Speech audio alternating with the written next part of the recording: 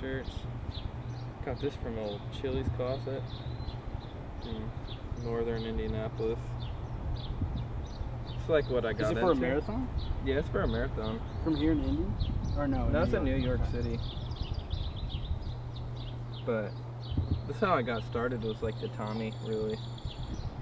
And then the jeans was one of my big things I got into first. Did you skate in Tommy jeans? Yeah, that's like basically like all my friends that skated, like they just got into Tommy and Polo and like Christian Dior. And, like, do you like the jeans better, like to skate with? Like, yeah, like I like them I always like them baggy. I don't know, they always just fit good, and like I don't know, we'd be like wearing like a size 30 and like a 38 waist and like just putting on a belt and like just so like they're baggy, you know. When did you start skating? I was like 12, I think, and then I didn't really get into, like, it wasn't really a thing, like first then it was like still like seen as like taboo, like ooh, like you wear like used clothes, and then but then like I just like collected like band t-shirts because I was really into music before I even got into skating. And I don't know, it's like around 2014-ish is like when everything broke off. I feel like I don't know, I was getting into more like indie rock and stuff and everything, like Mac DeMarco and Tame Impala, and just kind of everything just kind of morphed into like the style, really. Seemed like this is a weird one, like a Tommy fragrance shirt. Is it promo, you think? Yeah. So like, what would a promo like t-shirt like this one, like who would wear it or who would have it? I think they would like maybe sell this like just with the cologne or something like that. Maybe a box set like in Macy's. Okay, so it would come as like a part of that package or something like that. Gotcha. I didn't know if like the people that were selling the fragrances and stuff like more than when they were selling it, but I'm not too sure for sure, but I've seen like Tommy do like bundle things before. This one's a really cool one, like a VH1. I found this one myself. Did you find it at the thrifting? Yeah, I found it at the Benz. Gotcha. And it's like a good combo for you because it's like about music and it's also Tommy, so it's honestly like yeah, I've never seen this shirt either. Like they just printed it on a blank Tommy. Oh yeah, because it's stitched and this is yeah, printed they on there. Straight up put it on a blank Tommy and printed it on there. Do you know, like, did you ever look it up? Is it an event or like? Can't find it at all. So No, weird. I've had like people try to buy it from me, And you've never seen it before, so you're like it had a stain before, and I gave them a tax ass price, and they wanted to buy it. Then they're like, oh, the stain like bugs me. I was like, I ain't trying to let it go any cheaper because of the stain. So I just kept it. I've had it for a few years now. This is a weird one though. Tommy did like a bunch of like stuff with artists. Like I also have like a Sheryl Crow's like Tommy Hilfiger tour shirt. yeah, this one's really cool because like you can flip it over, you see the Tommy with the Rolling Stones logo. That's super cool. And it was their '99 tour, is that right? Mm-hmm. Yeah, I really like this shirt. I like the white one, but I think the black one is super cool. Yeah, I don't see the colors- black one as much as Yeah. the white one. Yeah, the white one it seems like there's more of. And usually the white one has a Tommy tag. Yeah. The toe tag's like weird. I think mine's on an anvil. Because I know that Kelsey pulled one. Mm-hmm. And I think hers is the one that, because I ended up swapping her a large for the medium. Really? Yeah. Because I had the medium and it just didn't fit. And I think it was an anvil tag because an anvil Yeah, they be fitting weird. This is like just a weird, I don't know, I don't really see like the soft part shirts like this too much. I got this from Voodoo Child though. Oh really? Yeah. Did he thrift it? Yeah, he pulled it out of some racks. So do you think like any of these are really any ones that you paid for like online, or do you think a lot of them are from people from here in Indy? About 90% of them are probably Indy found, I think. It's pretty Some crazy. of these are not, but yeah, most of them really are though. Did you watch South Park growing up? Oh yeah, I was like, I don't know, since I was 8, that's like what I watched, like Family Guy, South Park, and The Simpsons. Didn't really have cable like growing up, so like that was like on like the regular like TV later at night. Yeah, what channel? They were on. Were It they was like always on Comedy Miami Central? Y or something like at night, like channel 23 or some shit. It was like literally like the kids channel, and then like it switched over at like 11 o'clock at night to like King of the Hill and South Park and weird stuff like that. Yeah, I always got like, I didn't get many channels growing up, and I never got any of the stuff like that. I grew up watching like Simpsons. And, Yeah, yeah. That'd be like on at like 5 or 6 o'clock every night. Yeah. It took a while to convince my parents because they always thought it was like crude or whatever it was like that. So I couldn't even imagine getting my parents on board to like watch South Park. I ended up watching it like when I got like into like my teens and stuff like that with my buddies because it was on Netflix for a while. So I caught up on it, and so I loved South Park, but I wish I had like known it when I was younger and had like that exposure to it earlier on. Yeah, I think I grew up with it like caught on like season 8 or 9 and like watched every season that came out since then. It's crazy how long they've been going too. Like I know Simpsons has been going for a long time, but like South Park kind of seemed like it'd be a little bit different, but they've been just like going on. This is kind of a cool one. It's a 3D, but it's like a 2X, but you never see them. Like, it's so boxy.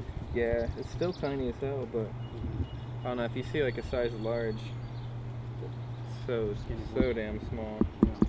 But is this a shirt that fits you? Yeah, I can wear it. It's honestly like super duper boxy, but I kind of wear like high-waisted jeans anyways. Yeah. Are there any shirts that you have in your collection that don't necessarily fit you, but you just hold on to? Or do you think everything in your collection is something that you can just throw on? In the past like few months, I've actually gotten rid of a lot of shirts just because I don't wear them as much. Just because they don't fit the best. It's not XL or like super big large. I just don't keep them anymore. Because you want something that you can wear. Yeah. Yeah. But you think early on in your collection you were just kind of collecting stuff that you thought was cool no matter what? For sure, yeah. And then markets change and everything. Some of the shirts I've bought for $20 and ended up being like $300 shirts like two years later just because the market's like crazy on them. Yeah. I've wanted this shirt for years and just got it in my collection, but I don't know, this is like a straight up like $50, $60 shirt, and I could just remember like, I was like, man, I don't want to spend 50 or 60 bucks on a Nike tee though. Yeah. And finally got it. You don't have much Nike out here in the collection. Is it like particularly why you wanted that t-shirt? I like the Court Challenge a lot, but I don't know, I only have like a select few Nike pieces. I like super thin beat up Nike pieces though. Yeah. I have a turtleneck and it's like blue and it has the pink like Nike embroidered on it. Random stuff like that. I really don't care for like the flexing pieces as much. But like when it comes to Tommy, I like the big ass flexors though. Yeah, it was crazy. Do you wear this one a lot? No, not really, just in the winter time. But it's so cold here to like even like wear a piece if I even wearing a jacket over this. Half the time I'm damn. Yeah, because it's kind of like one of those things you want to have like everyone yeah, I like want to wear sides. I could wear like a few times, like there's a few weeks I could wear my long sleeves and like actually like wear them and stuff. This is probably like one of my favorite pieces. It's a Joey Mars. Came from Deadhead. Yeah, and it's signed, right? Yeah. So like he like became like buddies with Joey Mars and started talking to him, I guess, and then eventually Joey Mars said he had a bunch of like backstock shirts from the 90s and then signed him and like did a deal with Deadhead to sell them. Did he do like a capsule last year, like of like re-releases? I think he did. He put out a few of these on his website, and he also did like some hand done work on some blank shirts and blank hats and stuff. So what like piqued your interest about Joey Mars and like his artwork and stuff like that? I've always seen it growing up, just like at Karma and record stores, like, and I don't know, I've seen it on a lot of t-shirts over the years.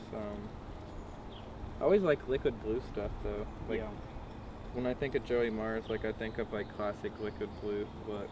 too, all the t-shirts. Yeah. And that kind of feeds into like Liquid Blue and like Grateful Dead and all that stuff. Yeah. They always have really good t-shirts.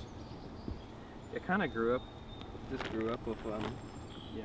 But you think that's Liquid 'cause Blue your around the parents- house without even knowing that's like Yeah. like the stigma of Liquid Blue. Like I was just like, oh, cool tie-dye shirts. And like they had that tag on them always.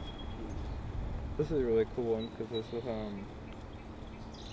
Don Rock did this one, and this is a newer shirt that he did, but he printed on a dead stock blank. And he said he did this shirt. I think it was either right after or right before Andy Warhol died, like the late '80s, and he stopped doing production of this graphic, like really short, and just now redid it. So when did you get it? About 6 months ago. Don Rock just started doing like t-shirts, I guess, in the past few years again, though. And he does like a lot of the Butthole Surfer shirts and like all those shirts that go for like 1,000 plus and stuff. All those '80s shirts are pretty sought after. So I thought it was cool to have like a hand done piece by him. He hand like silk screens all the shirts. So, and then this is the last one, but like art, so are you an artist? Like, do you ever do any of your own art and stuff like that? Or is it something that you just kind of like to collect? I like to collect it. I definitely think like Andy Warhol is super into music. Like he did, like he is pretty much like got Velvet Underground started and stuff, one of the bands I like. And I don't know, I think art and music is always like intertwined. Same with skateboarding, it's like all in the mix. It's all the same type of culture, same vibe. Yeah, and that would kind of be the same for thrifting and stuff like that. Like I think so. thrifting, skating, music, For art, sure. all kind of combined. And that's some, like obviously like these are all things that like famous brands like Tommy and Guess, and then also the art, and then there's music that you collect, and that's kind of just like a makeup of who you are as all of your t-shirts. Yeah, I like to think like most of these companies are almost like really lifestyle companies. I know Tommy says they're a lifestyle company because they work with everything. Like they go from the Olympics to like working with hip hop artists from the '90s, and basically they're all over the place. Yeah, and then they did Formula One, and like there's all these things that you like. If you track the history of some of these like brands, you can see like the ways that they've touched on like all forms of life. So yeah, I think that like clothes is like also like a good way of like showing off who you are, and this obviously shows who you are. Like Yeah, this is like one of my favorite shirts. I've worn it. Didn't have any holes, no stains when I got it. Basically wore it till it's almost retired, but yeah, MC Escher is like one of my favorite all-time artists, just because of the time that he puts into everything that he made is crazy. You could look at it all day long. Yeah, it's like just so different. It's like it's kind of hard. Yeah, but the paradox of it is just, I don't know, I've always been like intrigued by like that type of artwork and illusion artwork. But something like this, like when do you decide to retire something from like wearing? Because this is obviously like getting there. Fix it again, but if it ever starts ripping even more after I fix it, I'll probably just hang it. Gotcha. But Yeah, I was trying to wear it just with the big hole in it, but the hole just kept getting bigger. Do you know how to sew? Like, can you like fix it up? I just started doing it. Really want to start learning how to make my own clothes and working on my clothes and stuff like that, and tailoring jeans to make them fit. Yeah, because there are a lot of people like even doesn't Chino do some rework stuff now? Yeah. Yeah. I have him do a lot of my stuff actually. I just bring it over to him, or gets me worked up. I need to get the Carhartt jacket out of my room that he did, because that's definitely a good personal one. Yeah, he like put all like Carhartt patches like on one pocket. Yeah, you have to pull that out because it's really cool to see like people that are like really into clothes start to like experiment with like their own vision of like their own clothes. Like, you know, Carhartt might not have made that, but he's like, I'm gonna go out and do that. So what do you think like would be your like style that you would want to create?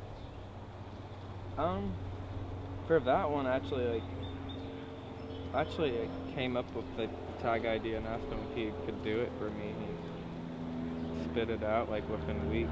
That's Like crazy. found all the went to the bins and like started grabbing all the tags off of the Carhartt stuff. And right now, like how I want to do things, like I've been like thinking about like just different tags and stuff, and like maybe even making like all like black screen stars like tags like all over something. That'd be really cool. Spell outs of like tags that just iconical and that I like, and